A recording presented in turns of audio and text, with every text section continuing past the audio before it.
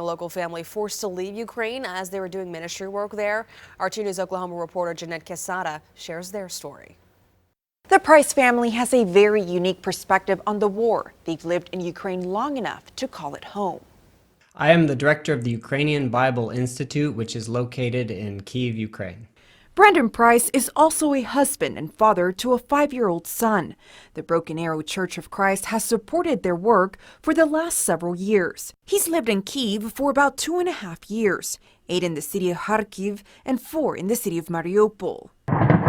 When the bombing started on February 24th, Price and his family quickly packed up their belongings and started their journey west. That was a scary drive to the border. It was only about 40 minutes, but knowing that there were explosions in Kyiv, inside the capital, and then hearing them on our way to the border made it for a very tense drive with our friend and our 5-year-old son. Price and his family safely reached Poland. We evacuated to Poland.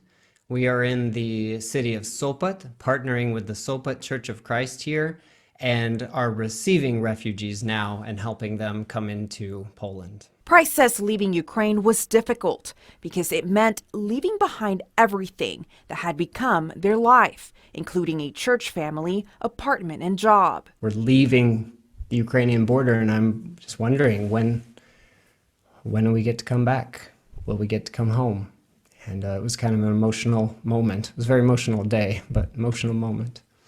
Price says war has turned his life upside down. He says his responsibilities have shifted from teaching Bible classes to helping Ukrainian refugees get to safety.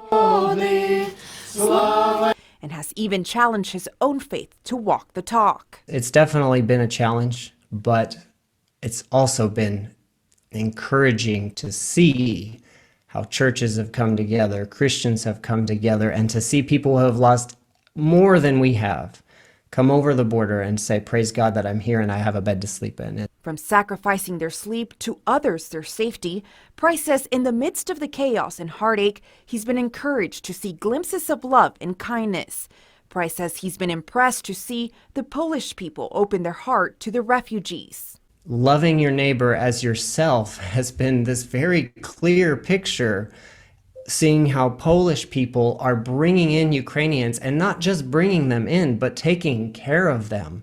Price says right now they don't have plans to return home. We have a calling here, and we have the ability to help in a special way that not everybody can, with our knowledge of the language and the culture, and just having this opportunity to work with this church here. And so we are in a position where we can facilitate help both directions. Price says they are hoping the war ends soon. He says Ukrainian Bible Institute has an American affiliate that is raising money to help fund the needs of their ministry. In studio, Jeanette Quesada, 2 News Oklahoma. And that was Jeanette Quesada reporting. Right now, UNICEF is taking donations to help the people of Ukraine impacted by the Russian invasion, especially the kids. If you pull out your phone, on your screen right now, it's a QR code. You can scan that to get the donation page easier. Of course, any amount helps.